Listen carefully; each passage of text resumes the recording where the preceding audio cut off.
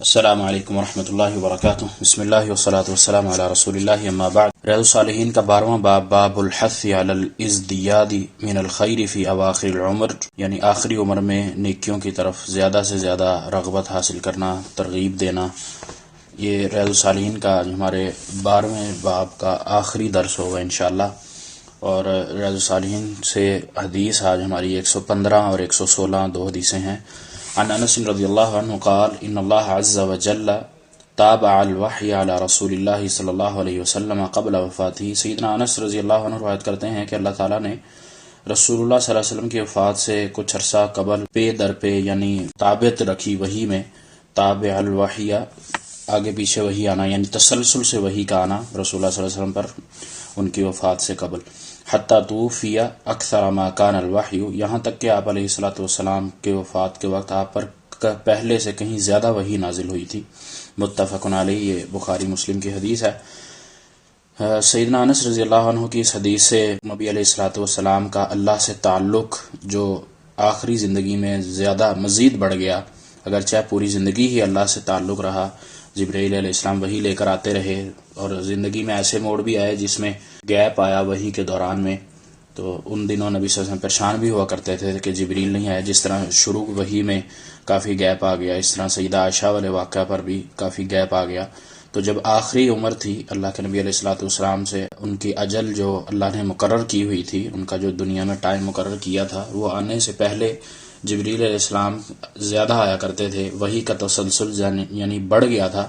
تو یہ اللہ سے تعلق کی علامت تھی کہ آخری دنوں میں اللہ کے نبی علیہ الصلوۃ والسلام کی زندگی کے آخری دنوں میں وحی کی کثرت ہو گئی۔ اور اس چیز سے ایک دوسرا جو ہمیں سبق ہے وہ یہ کہ اللہ کے نبی علیہ الصلوۃ والسلام کے یہ آخری دن تھے جب آپ نے اس دنیا سے رحلت فرمانا تھی۔ تو اللہ تعالیٰ کے نبی علیہ الصلوۃ والسلام کی اس دنیا سے جسمانی طور پر وفات بھی ہمیں اس کا ثبوت دیتی ہے۔ اسی طرح قرآن مجید میں بھی مختلف جگہوں پر اللہ تعالیٰ نے ارشاد فرمایا ہے، اور آج جو ہم عقیدہ رکھتے ہیں کہ اللہ کے نبی علیہ الصلوۃ والسلام ہر جگہ موجود ہیں، وہ اس عقیدے کی بھی یہ نفی ہوتی ہے۔ یہ عقیدہ ہمارے ہاں مسلمانوں میں موجود ہے جو کہ غلط ہے اور باطل ہے۔ اللہ کے نبی علیہ الصلوۃ والسلام کی تعلیمات اس دنیا میں موجود ہیں اور رہتی دنیا تک ہوں گی، قیامت تک ہوں گی، جبکہ آپ علیہ الصلوۃ والسلام کا جسم اطہر، جسم مبارک اس دنیا سے جا چکا ہے۔ اگلی حدیث ہے حدیث 116۔ عن جابر رضی اللہ عنہ قال، سیدنا جابر رضی اللہ تعالیٰ عنہ بیان کرتے ہیں، قال رسول اللہ صلی اللہ علیہ وسلم کہ نبی علیہ الصلوۃ والسلام نے فرمایا، یبعث کل عبد، ہر بندے کو اس کی حالت پر اٹھایا جائے گا، علی ما مات علیہ، جس حالت پر اس کو موت آئی۔ رواہ مسلم، صحیح مسلم کی روایت ہے۔ اس حدیث میں نبی علیہ الصلوۃ والسلام کا فرمان ہمیں پتہ چل رہا ہے وہ کہ انسان کی جو کام کرتے ہوئے موت آنی ہے، اس کی اجل آنی ہے، کیونکہ ان اجل اللہ اذا جاء لا یؤخر، جو اللہ تعالیٰ نے اجل کا انسان کی موت کا مقرر وقت کیا ہے اس سے تاخیر نہیں ہونی۔ اب اس انسان کا کام ہے کہ وہ اپنے اعمال کو کس طریقے سے انجام دیتا ہے کہ اس کو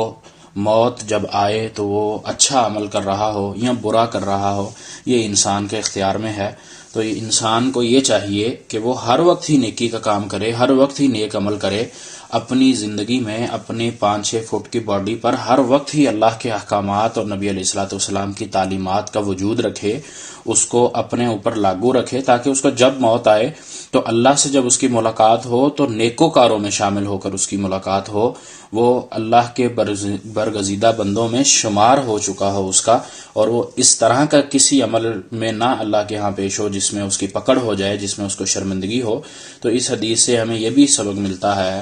کہ ہم خاص طور پر جب ہم 40 سال اپنی عمر گزار لیتے ہیں یا 50-60 سال کے ہو جاتے ہیں، تو پھر اللہ کی طرف لگاؤ لگانا زیادہ ضروری ہے۔ ہمیں نبی صلی اللہ علیہ وسلم کی سنت کو پہچاننا اور اس پر عمل کرنا زیادہ اہمیت کا حامل ہو جاتا ہے۔ اسی طرح نبی صلی اللہ علیہ وسلم کا ایک اور بھی فرمان ہے، انما الاعمال بالخواتم، کہ انسان کا جو عمل آخری عمل ہوتا ہے اسی پر ہی اس کے اعمال کا دار و مدار رہتا ہے۔ تو اسی پر انسان کو زیادہ فوکس رکھنا چاہیے اور اس کو اپنے اعمال کی درستگی کرنی چاہیے، تاکہ اس کو جب موت آئے تو وہ سرخرو ہو جائے، اللہ کے ہاں اس کا مقام جنت میں قرار پائے۔ تو یہ انسان کو اللہ نے جو اختیار دے دیا ہے کہ اس کو سیدھا راستہ اور غلط راستہ دونوں بتا کر اس کو دے دیا کہ تم چوائس کرو گے، اب تمہارے اختیار میں ہے، تمہیں جو اچھا لگتا ہے اس راستے پر تم چلو، تو انسان کی یہی کوشش ہونی چاہیے کہ اس کو نیک عمل پر، نیک کام پر، نیک راستے پر چلنا چاہیے، تاکہ اس کی بخشش ہو سکے، اس کی اخروی جو زندگی ہے، جو ابدی زندگی ہے، وہ بہتر گزر سکے۔ اللہ تعالیٰ سے دعا ہے کہ اللہ تعالیٰ ہمیں اپنے اعمال کو سنت والا بنائے، اپنے اعمال پر نبی علیہ الصلوۃ والسلام کی پیروی کرنے کی توفیق عطا فرمائے، اور ہمارا انجام وہ اچھے لوگوں کا جن سے اللہ راضی ہو گیا ان کے ساتھ ہمارا ساتھ ہو، اور ہمارا ان کے ساتھ ہی حشر ہو۔ اللہ تعالیٰ سے دعا ہے کہ اللہ تعالیٰ ہمیں عمل کی توفیق عطا فرمائے۔ وما توفیقی الا باللہ، علیہ توکلت و الیہ انیب۔